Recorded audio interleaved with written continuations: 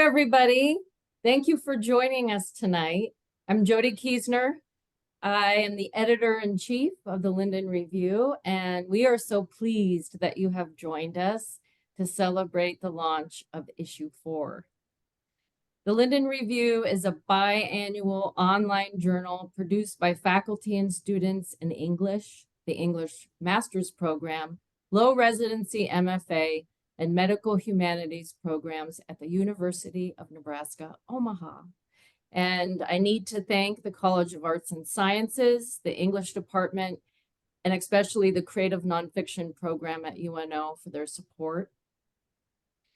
It is our intent that the true stories within our pages will bridge gaps between medical professionals, ecologists, authors, patients, caregivers, students, and the general public. Each semester, my student staff changes, and so I want to thank the students whose talents and hard work made this special issue possible. Our senior editors, Megan Ferris, Jessie Stewart, Lisa Lucart, and our assistant editors, Bryce Colton, Sarah Larson, Logan McNamara, Hannah Opp, Abigail Plujek, Madison Rushing, Mula S. Sue, George Stevens, Abby Swoboda, and Rainey Weckluck. And thanks to our social media coordinator, Amber Emanuel. She does all of our Facebook, Twitter, and Instagram promotion and makes those gorgeous flyers. And huge thanks to our managing editor, tireless copy editor, behind the scenes website designer, Kyle Simonson. He also does a lot of communication with our authors. We would not have a journal without Kyle. And our arts editor, Mark Gilbert, who solicits all the original artwork that you see paired with our essays. And we are so proud of all of that. So we have 3 authors from issue 4 joining us tonight to give you all a sneak peek of the content within. And then we're going to have a little bit of time at the end for your questions to the authors about the journal, anything you'd like to ask. So our first reader, Eileen Vorbach Collins, writes true stories she wished were fiction and fairy tales she wishes were true. She is the author of the award-winning essay collection, Love and the Archives, a patchwork of true stories about suicide loss, which launched recently. Let's welcome Eileen.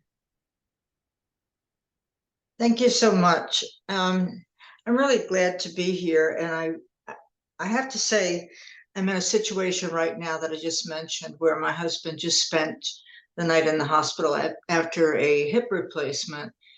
And narrative medicine is really an interest of mine, and some of my essays deal with the time I spent in the hospital with my daughter after she was injured. But just the past few days, I'm again learning how important it is for everyone to have a patient advocate whenever possible. So I'm going to read this story, and as I mentioned, I haven't read it in a long time, and I got sidetracked with this surgery. So I'll just start. And before you think that I'm being particularly critical, I was an RN for 30 years, so I know how difficult it can be. This story is true.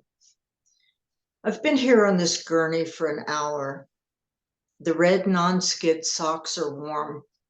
Someone has given me a preheated blanket that was cozy at first, but now I'm too hot.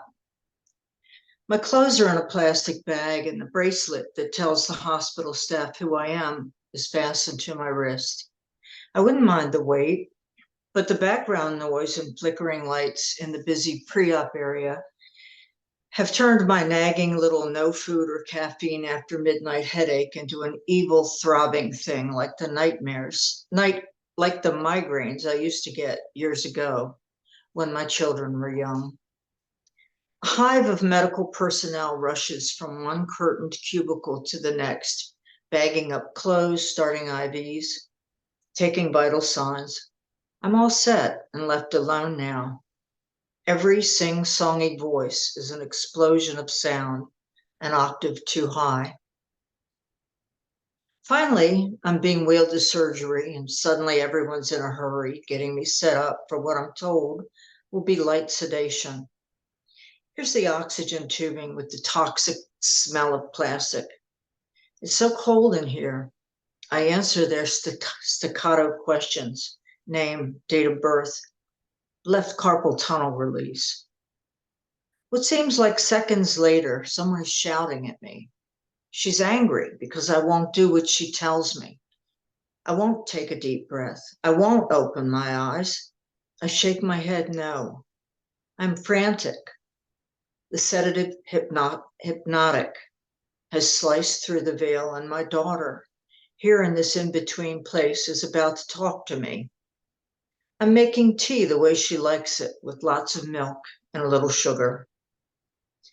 Angry One wants me to leave this place, to return to the chill of what is called recovery. But I won't. I want to stay here just long enough to visit Lydia. It's been so long and I miss her so much. This is the closest I've been to my dead daughter in 20 years. I know she's not 15 anymore, the age she died. I don't actually see her, but I feel her presence as another woman, someone I want to know better. I'll stay here forever if I have to. I refuse to open my eyes. I will not breathe. But I'm sobbing so hard because my daughter's gone now, and the angry shouting continues. When I sob, my body gasps for the breath I don't want, the breath that's pulling me further away from my daughter, from this place between places where we met so briefly. I open my eyes for a second, and I see a youngish nurse with a bouncy blonde ponytail stomping away. She leaves me alone for a minute, and I try to get back to my daughter, close my eyes and hold my breath. But the shouting resumes. You only had a carpal tunnel release. No one else is acting like this. What happened to your daughter? How did she die? I wonder what I've been saying, what I've been doing. Clearly, Angry One thinks I'm insane. I consider telling her that my daughter died by suicide, but the stigma of that persists, especially when I'm at my most vulnerable, such as this moment. Instead, I sob, why do you care? This makes Angry One even angrier. I don't know what your problem is, but you're not going to take it out on me. She leaves me alone with my hand full of used Kleenex. I'm so very thirsty. Here in the recovery area, where the morning surgical cases have been wheeled into tiny cubicles, the curtains around my gurney are open, facing the common area and the nurse's station. Everyone who walks by stares at me. I'm that mother ape whose baby died, and they're making a documentary as I carry my infant's corpse. Maybe I am insane. Angry One returns and I choke back sobs, apologize, tell her I'm sorry if I was rude, but she's still angry. I've got another patient coming in 2 minutes. Sit up. You need to get dressed. She thrusts the plastic bag with my clothes at me, says I don't have to put my shoes on.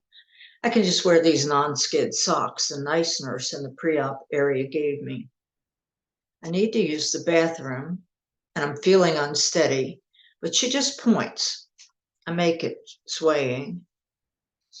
My face in the bathroom mirror is red and swollen. I want to lie down on the cold tile and close my eyes, dream my daughter back.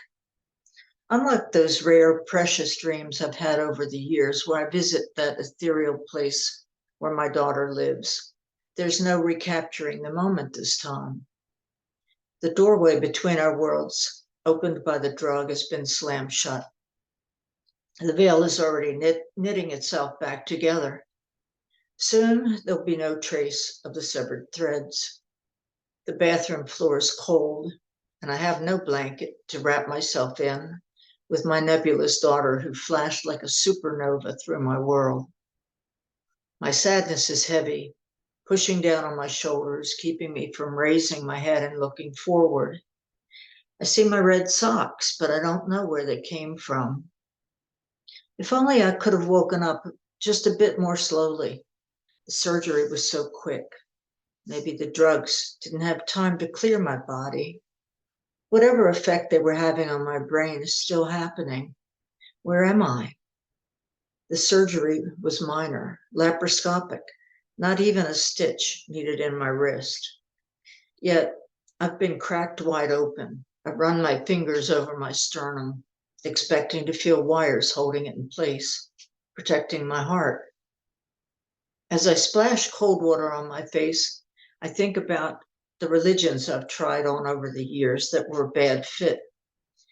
They'd bind or itch or chafe, and I'd pull them off and toss them on a heap, always disappointed that I couldn't muster that blind faith others seem to have, knowing, proclaiming with such confidence that they will one day be reunited with their beloved dead. And just when I might have come close to believing, just when my heart and mind were in agreement, Angry's voice, hard and harsh and loud, was as shocking as a slap. I've got to get ready for my next patient. You need to stop feeling sorry for yourself. Get dressed. Angry One is a blur. She never stops moving. She's blunt force and sharp edges. I wonder what made her so angry. Something I said? I ask her, and she tells me I was crying about my daughter. So I still don't know what made her so angry. Was I screaming? No, but you gasped. She rejected my apology, which wasn't sincere anyway, but I needed her to give me more Kleenex and maybe a sip of ginger ale. I understand there's always another patient waiting, always someone who needs something. In my years as an RN, I seldom sat down to eat lunch. Still, I can't help feeling robbed of an experience that belonged to me.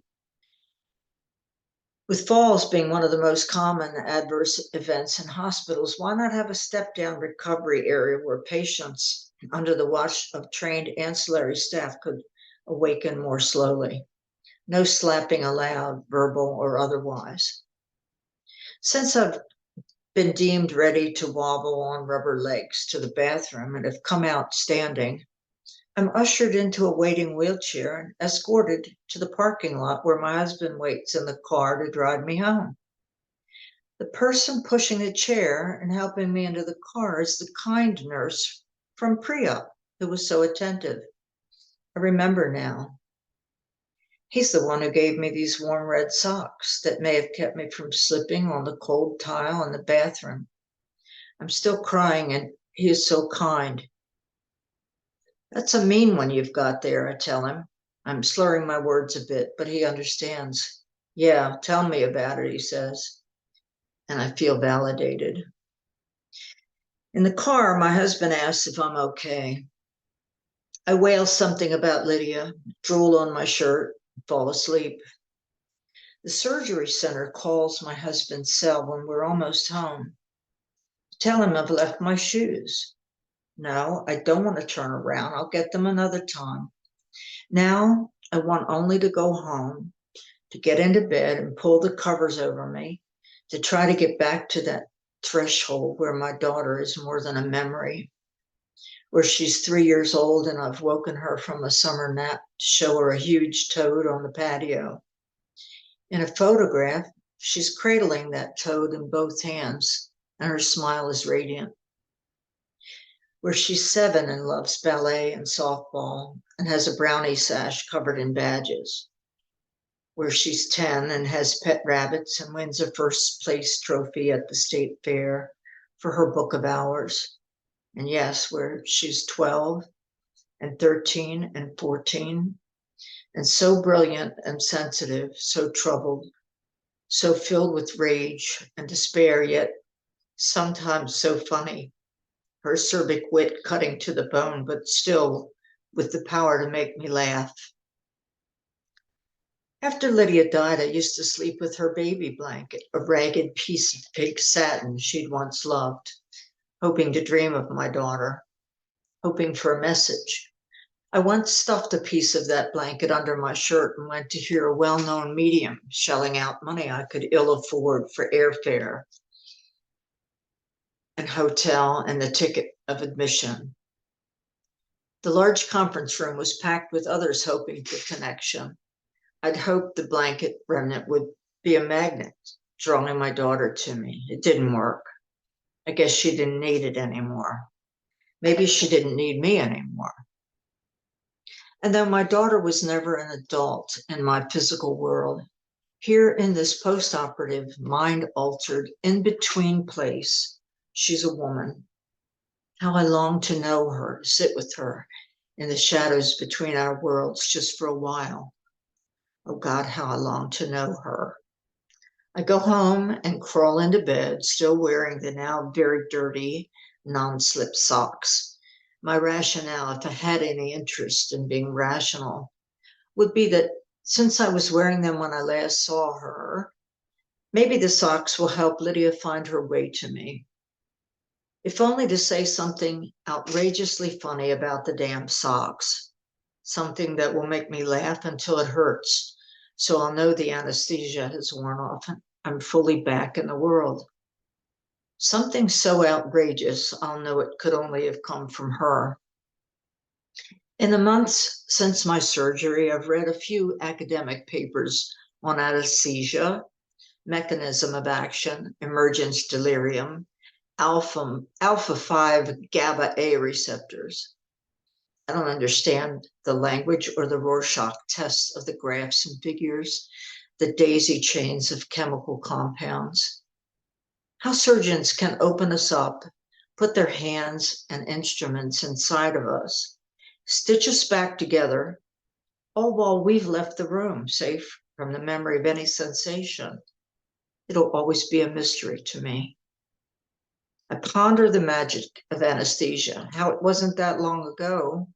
Surgical patients were tied down and given some whiskey with only a stick to bite on. I don't need to know how it works, but I want to know where we go when the drugs send us out of our bodies, when we take our leave so the surgeon can work their magic. What a gift to find my daughter in that liminal space. I don't care if it was a trick of the medication. I want to believe it was something more.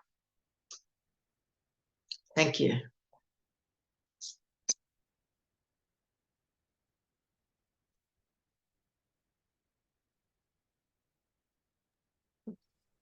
Oh, thank you. You can't hear us clapping, but we were all clapping. So hopefully you saw us. That was just beautiful. Thank you for sharing that with us. Yes, you can use the chat and leave comments for our readers. I see that Kathleen Watt has left one. Please feel encouraged to do that. And I want to take a minute to note that I see at least one of our artists here, and I do see other contributors from issue 4 here too. So I'm really pleased to see you, to have you join us tonight. Our second reader, Amber Stewart, is an essayist and poet in transit. Born and raised in Tennessee, she and her wife are in the process of moving to Montevideo, Uruguay. She is currently working on a book on leaving, loss, and finding home. Welcome, Amber. Thanks, Jody, and thank you, Eileen. That was beautiful. I'm going to be reading the piece that's in the issue called A Time to Uproot. For the first time, I have dug from the dirt a garden, and now my garden is dead. It's been too hot, and I've been too tired, too overwhelmed with the reality that our time here in this house, on this land, in this state, in this country, is probably limited.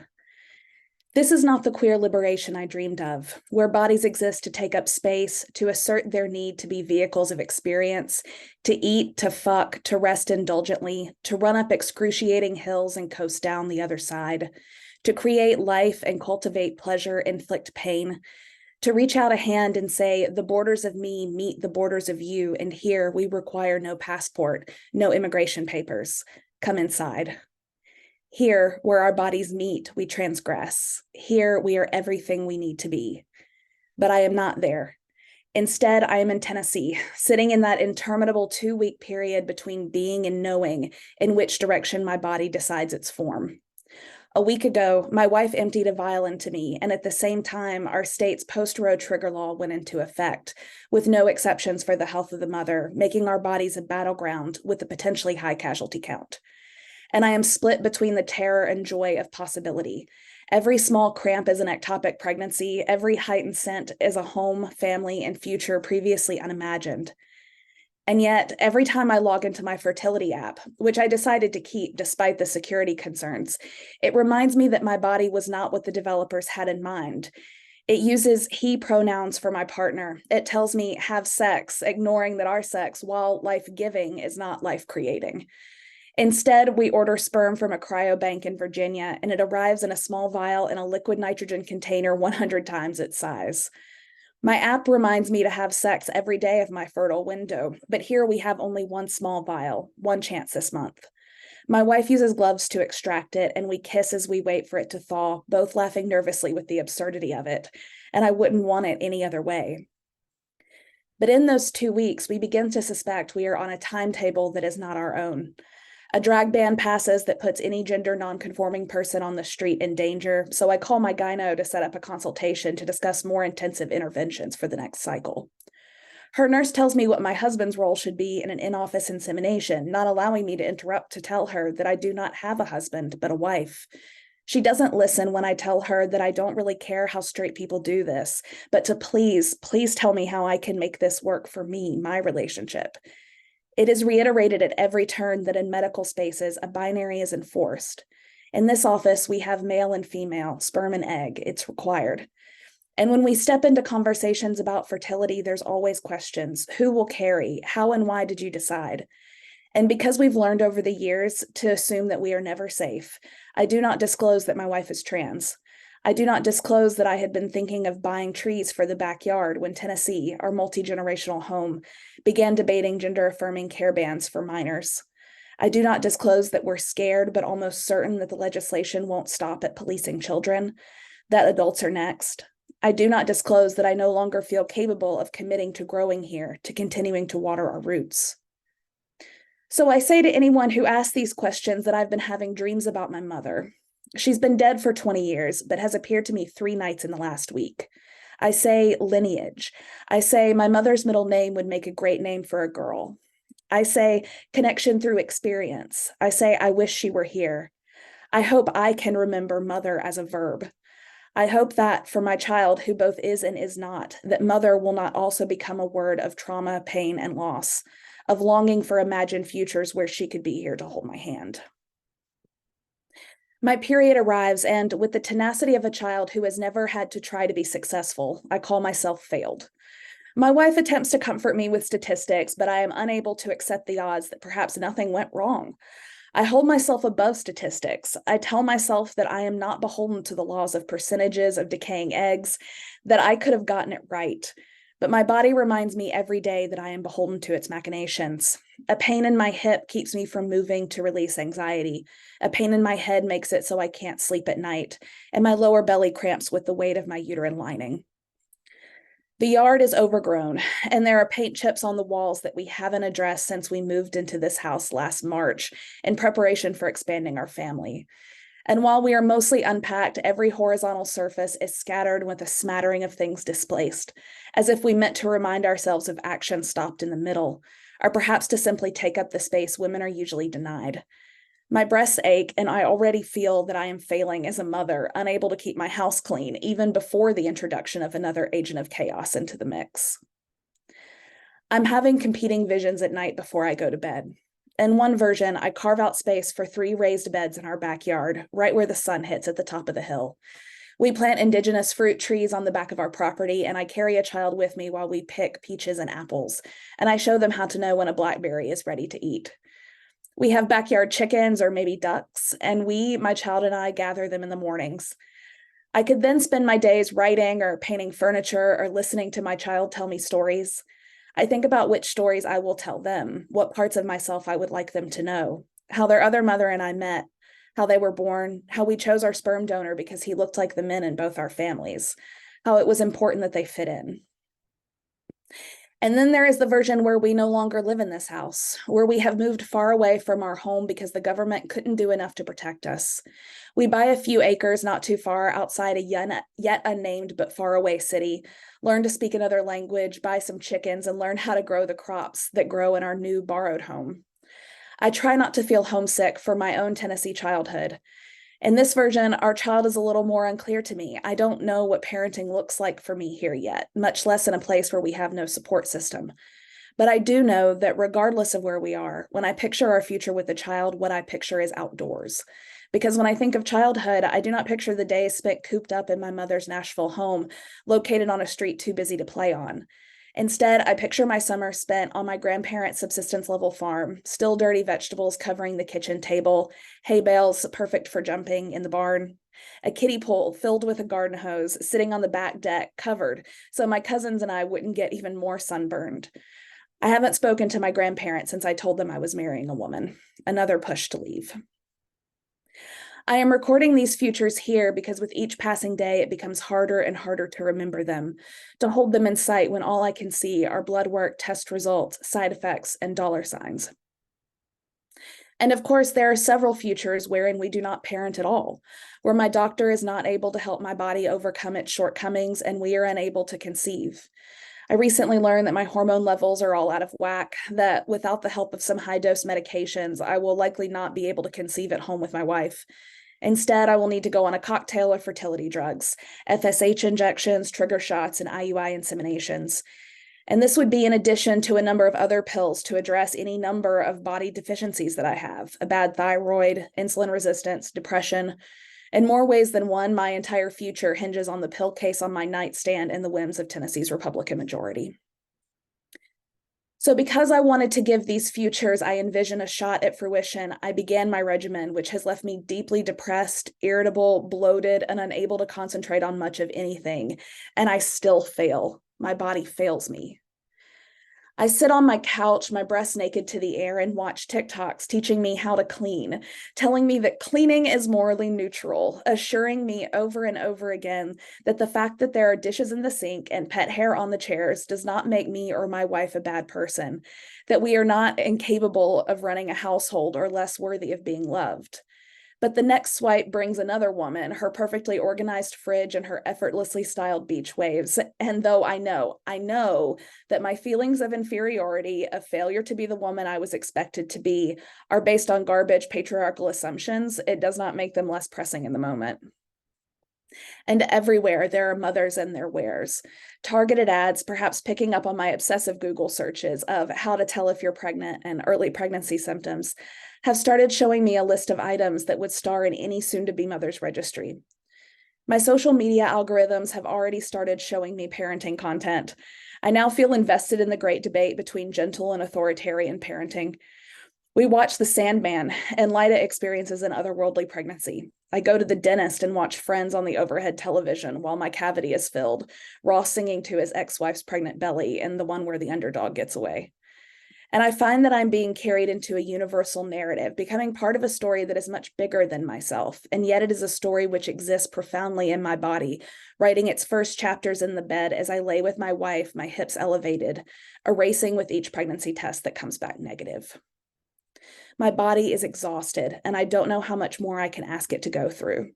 I don't know how many more months of hyped up hormones and late night injections I can ask it to receive. I don't know how many more breast cancer screenings. I don't know if I can withstand the possibility of birth. I don't know if tomorrow I will find the strength to roll over and put my feet on the floor. And if I do, I don't know that my feet will support me. I feel I am always one step from falling, and it is surprising to me every day when somehow I don't. The perseverance that my body daily displays is miraculous, and yet I doubt it daily.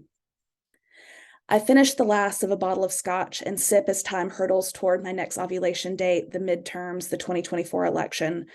Trump is running again, and I fear we won't be able to wait for my body's queer rhythms to play out. It is attempting to cross too many borders, childless to mother, citizen to immigrant. And here I sit in the middle, stretching myself into multiple realities. I try to hold all possibilities balanced within myself, and I am overwhelmed. We have given ourselves 6 tries to conceive, a deadline that gets us through pregnancy and infancy before the next president takes office. We're now down to 3. Thank you.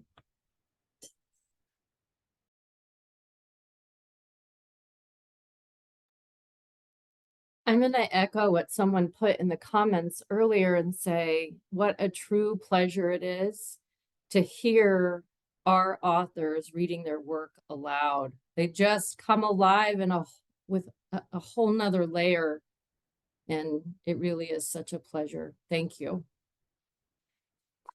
Our final reader tonight, Kathleen Watt, sang principal roles with Boston Lyric Opera, Utah Opera Company, Springfield Regional Opera, and in the extra chorus of New York's Metropolitan Opera, among others, before her singing career was summarily ended by osteogenic sarcoma in her face.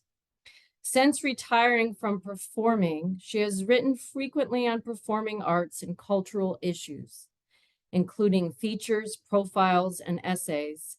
As a writer and cancer survivor, Kathleen has collaborated with doctors and artists on a range of projects, including an appearance on a BBC4 series about facial disfigurement. Formerly an assistant art director in publishing, Kathleen attended Rhode Island School of Design, Brown University, and Brigham Young University, earning a double BFA with postgraduate studies and opera performance at Boston University. Kathleen now writes from a windswept hay farm in the Catskill Mountains of New York, where she resides with her partner, 10 chickens, 3 dogs, and on occasion, her 2 grown stepchildren. Welcome, Kathleen.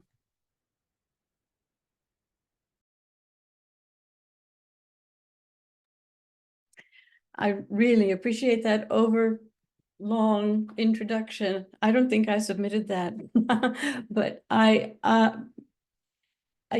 before I begin, I just must say how moved I am by what we've just heard and how much I relate to both stories, the liminal space and the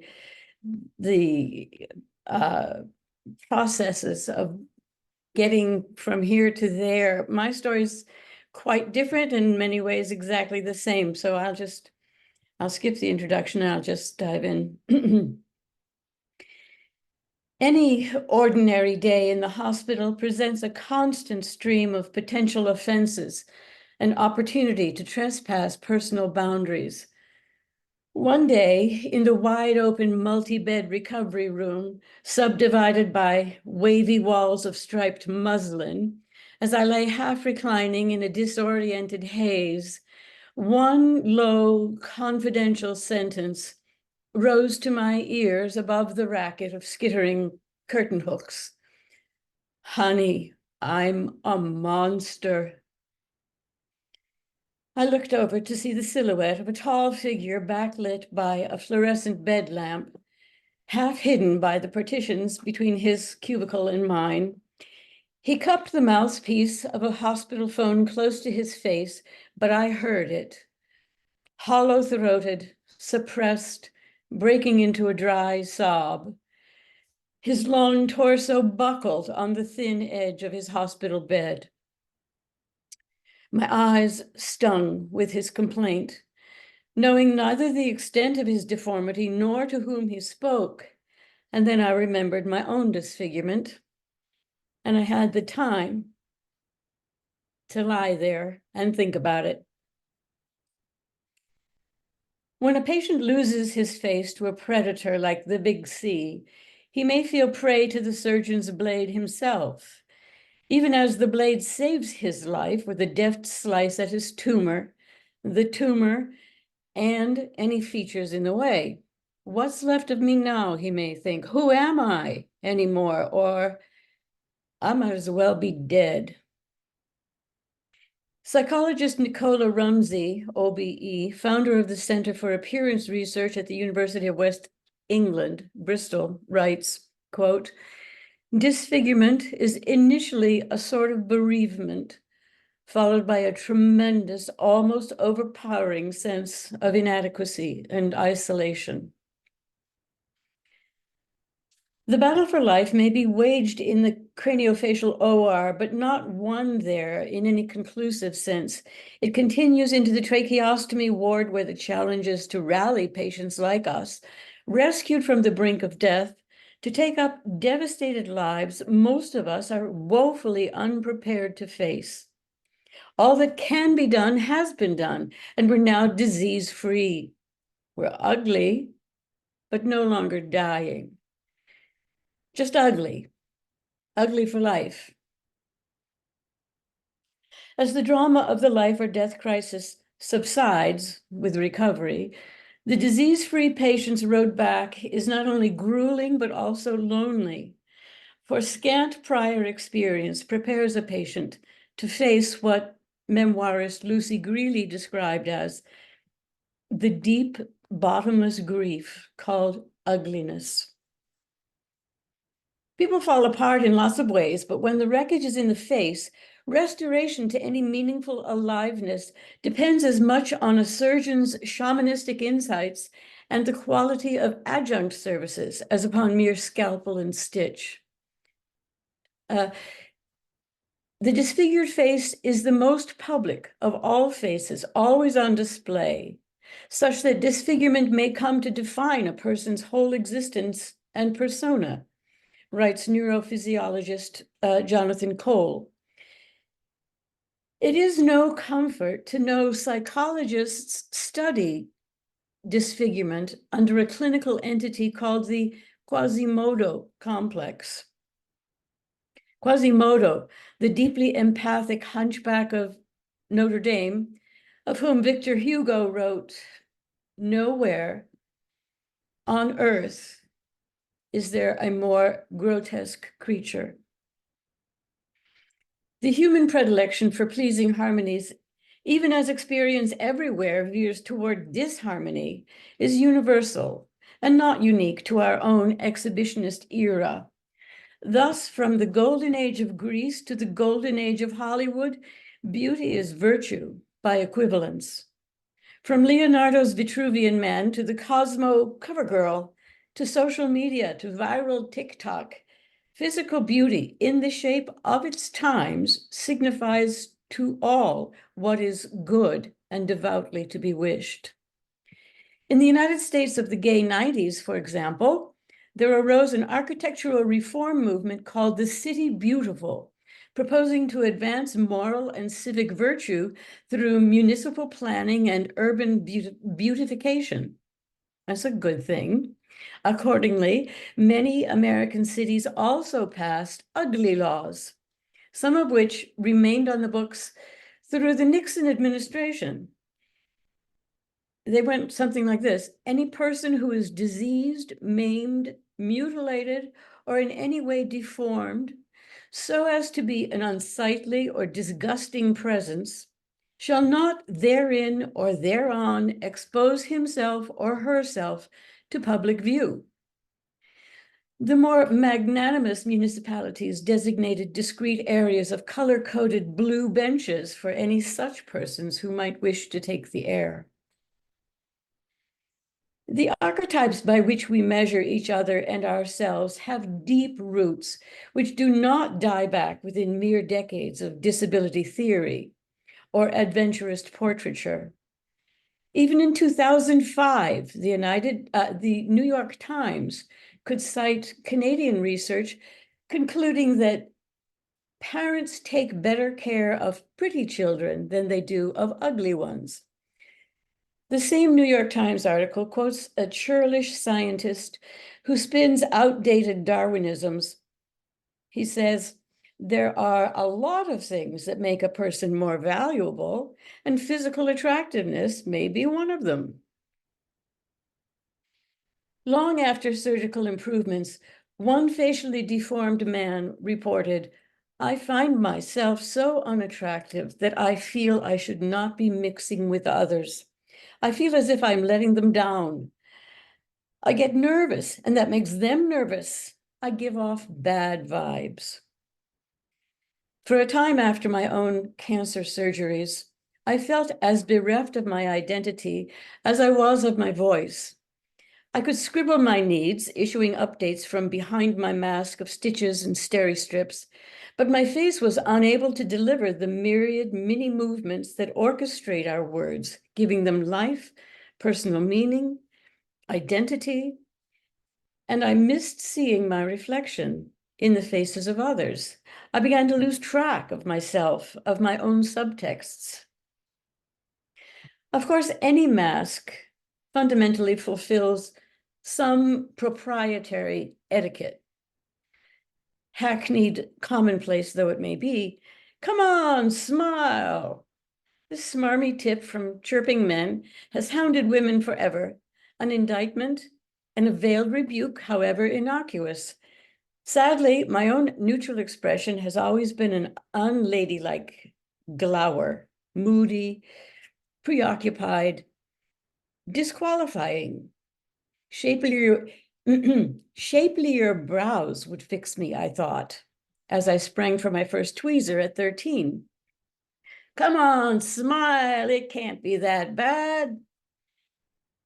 That disarming comeuppance, always surprising, always undermining, infantilizing. In Bodily Charm, authors Linda and Michael Hutchin write about the corporeal aspects of operatic singing. Quote, singing not only demands top physical condition, but also top psychological condition. The psychic state of the singer on stage, open to intense public scrutiny and competition, is of crucial importance, and that psychological state often has physical manifestations. Now, when I sang the role of Sieglinde in the American provinces, I applied myself to the role with all my might. The love scene, the mad scene, the shadowed Norse gestalt. I was totally into it. My naturalistic performance moved one influential critic to write, this soprano is a beautiful woman, but she kept making awful faces, perhaps for vocal technical reasons, perhaps for inappropriately exaggerated acting ones, unquote. I read the review in the morning paper while strap hanging to my day job as a bank teller, as every neck on the train craned to watch my world implode. It was all I could do not to wrap my burning face in the Boston Globe. Within days, that review was answered by a personal letter from a Wagnerite who knew me only by my performance, saying, the critic's remarks remind me of my wife's father, who tells her she's not very attractive when she's angry. Many years earlier, my own father had scalded me with the same reproach. But in an instant, this nosegay from a stranger soothed not only my performer's ego, but my old wound as well. When my tears spilled onto the page, I discovered how long I'd been craving redress for that. Of the mad scene she was watching from the pit, a violinist in the orchestra said to me, I don't understand German, but when my aunt began to hallucinate with her dementia, she looked exactly like you up there. So I figured. The opera company contract called for a second round of performances in New York City. I had less than a week to pull myself together and reprise my role where the stakes would be even higher. Mere days to hurt, to heal, and reclaim my battered self-image, to relearn to love my face, the organ of my expression. I had to know what I knew and be who I was, awful, inappropriate, or exaggerated. To follow through as I was, I would have to locate a definition of beauty for myself, to ferry me forward, whatever storms may howl. My New York performance was of exactly the same role, which I performed exactly the same way, under exactly the same conductor, with exactly the same orchestra, and it was rewarded with a round of soul-soothing huzzas. And at least one critic found my Sieglinde best of all. Now, lying abed under a welter of tubes and heavy dressings, my face an unsightly mashup of what it used to be and was yet to become, under the weight of the neighbor patient's sorrow and my own, something gentler surfaced. Nothing substantial, only a little something to hold on to, a bobbing float in the chop. Simply a sense that we are not monsters, no matter what we read in the papers.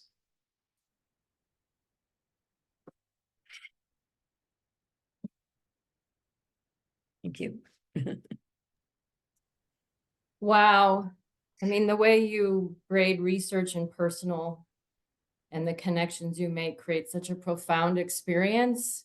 I think that the vast array of talent that's just been on display here, everyone can see what a special issue we've put together. We do have a little bit of time for questions. So I'd like to open it up to the audience. And I think you can just go ahead and unmute and ask your question. We'll see how that goes. Hi, I had a question for the author of Monsters. I heard that you have 3 dogs, and I was just wondering what kind of dogs you have. And then I was also wondering how hard it was to go from singing to writing, because you have such a beautiful expression and imagery. The dogs are all, well, we have 2 rescues, so they're both mutts. One is a pit mix, big lug of a thing, and the other is a pointer, kind of a feist hound, black and white feist hound, but also a mutt. Rescues, we're very proud. And the third one is a purebred dachshund who rules the roost, and we can't help it. We tried to train them all, and especially the dachshund will have none of it.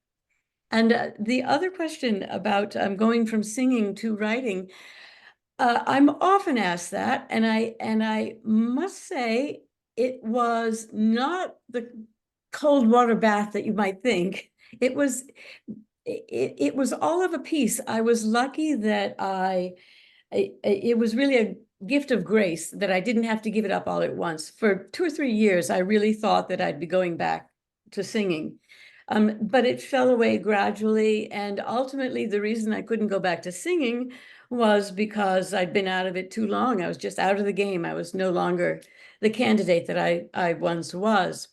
But also, while I was in recovery from my surgeries, I had an opportunity to start writing. A friend of mine in the opera, who is now a dramaturg, gave me the chance to use up some of my free time writing program notes and features to accompany some of the operas that were being staged at City Opera at the time and the Metropolitan. And so I got a lot of practice because there was a lot of opportunity and because she gave me a lot of red line. But I found that the motivating impulse inside of singing was exactly the same as the motivating impulse inside of writing. I find that you know, there's a moment when you get it and it clicks into place. And the shape of a sentence is what gives the orchestration to the mere information that's delivered by the words. So it's very much the same thing. And I invite you to contact me if you want to hear more, because I have a lot more to say, but so does everyone else. So I'll leave it at that.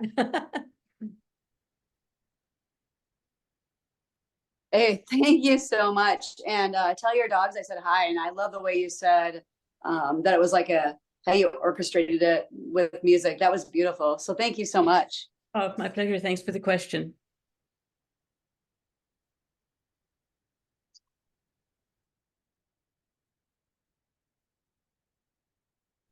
I've got one for Amber. That's all right. Amber is just wanted to ask, is your wife on as well? She is. I thought so. I have to throw out there. We might be related. 'Cause Yeah. you're from Tennessee. I'm actually from Western North Carolina. Oh, So- that's where most of my family is from. So But probably. I found a long lost relative I didn't know I had. Thank you for bringing us together, Professor Keesner. Hilarious. I love it. I got a chance to read your work, and well, I just have to say, I mean, all of these have been spectacular. I was absolutely moved by just the courage I think both you and your wife had to just step out there and be so genuine and transparent about the struggles that you've been through. Just the genuineness of your fight, and then just the resilience of both of you just jumped off the page, and it was amazing to experience. So thank you for that. I did want to know though, what was it that truly led you to be brave enough to put what you were feeling onto the page and to get it out there in the world? Yeah. Thank you, first of all. Means a lot. But I don't know, I have been writing since I was 5 years old, and I studied writing in college, and have a master's in English. And when all of this is happening, because of work stress and a lot of other stuff, like I feel like I kind of got away from my writing for a little bit. But this past like 2 years it's in some ways like it doesn't feel hard. It feels just like the most natural thing in the world to do right now, which is just to tell the story. And I also think because a lot of people, when we tell them we're moving to Uruguay, it becomes like, oh my God, like that's such an adventure. And it's like, yes, it is an adventure, but it's also maybe more importantly, like we're leaving because we no longer feel welcome. And I feel like it's a story that doesn't get a lot of airtime. Like we hear a lot about the politics of it, right? But we don't hear a lot about how it impacts, individual decisions that we're making with our own families. And so, just trying to bring some sort of face and voice to the experience. So, yeah. Thank you for that. And again, I just want to reiterate, thank you to both you and Jamie for being brave. Thank you. I have a question for Eileen, the author of Awakening. I just wanted to start off by saying thank you for highlighting a part of healthcare that is not often talked about, which is how staffs can sometimes be a little mean, which might come from a place of burnout. But my question is, did you know you would be writing about your daughter in the context of your health problems? Where did this story start from, and how did you get to the ending you have now? Was it always your intention to write about your daughter in this way? I guess I was interested in knowing how we got, from rough draft to here. Yeah. Thank you. I never have any intention when I start writing. And when I first started, my daughter died 20 years ago. So I've written essays, and then I started publishing them. So when that happened, it was really the closest I had been to her. in 20 years. And I just couldn't do anything but write it because I wanted to remember it. And most of what I write is because those memories start to fade and I want to keep them alive. And so many people have told me that because it's been so long ago, many of my friends never met my daughter. So what makes me happiest of all is when people say, I feel like I knew her now. And in that particular essay, you know, I don't talk about her so much, but that was when I just felt so close to her that I had to get it down. And thank you so much for asking. All great questions. I wish we had another half an hour to be together and talk. Unfortunately, our time is up. Kyle, were you going to say something? No. Okay. You are all now part of our Linden Review family. So please keep coming back to read our issues, join our launches when they're virtual, fly to Omaha when they're not, and, you know, spread the word. We're still a relatively new journal, but we know that we're doing something really unique and special. So we would love if you shared our issue, which is now live, with everyone you know, and let them know we are accepting submissions for issue 5. Thank you, everybody. This was wonderful. So glad to spend some time with you all.